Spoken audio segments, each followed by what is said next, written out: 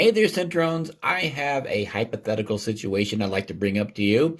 From time to time, I'd like to talk about things that could be or may not be. My big question is this. Now that Roland has come out with the Juno X and that design is being reused pretty much almost identically, but there are differences. I get it. Can Behringer use the 106 look and feel?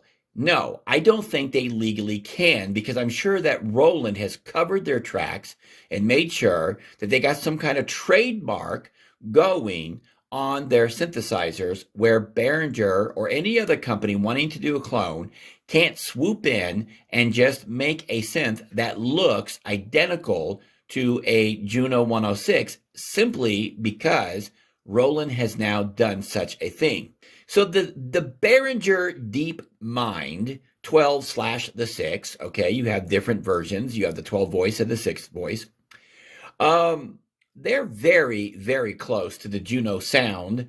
And I always wondered, what would it be like had Behringer done with the cosmetics what Roland did with the Juno X?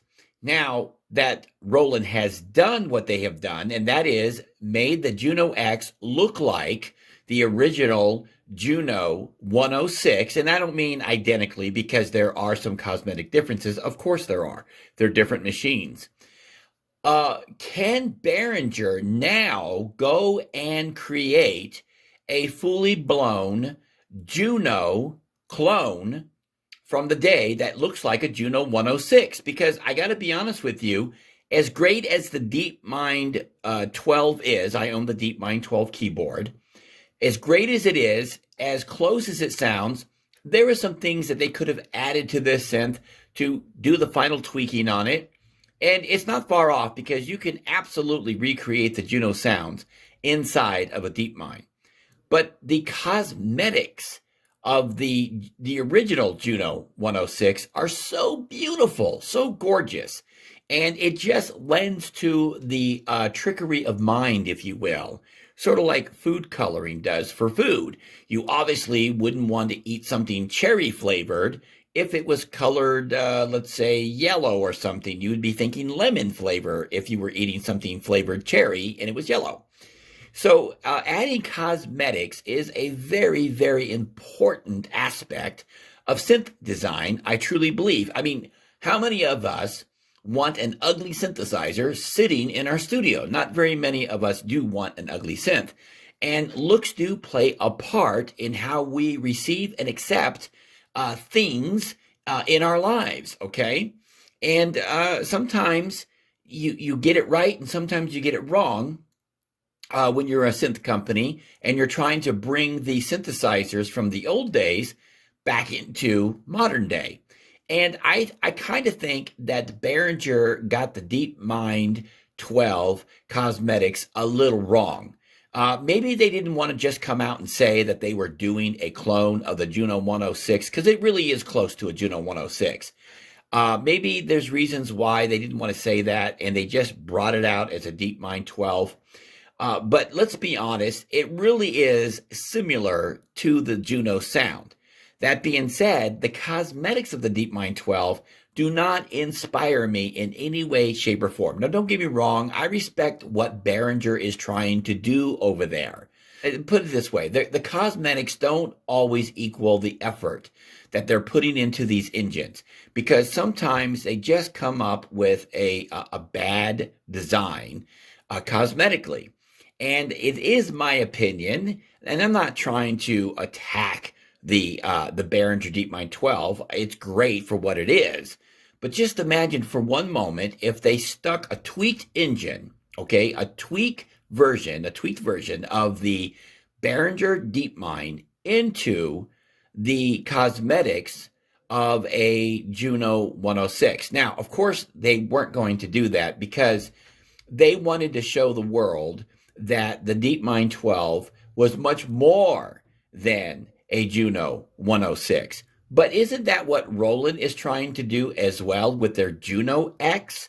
Aren't they trying to tell us that, hey, it may look like a Juno 106, but it's really several synthesizers in one. It's also a Juno 60. It's also a Juno X.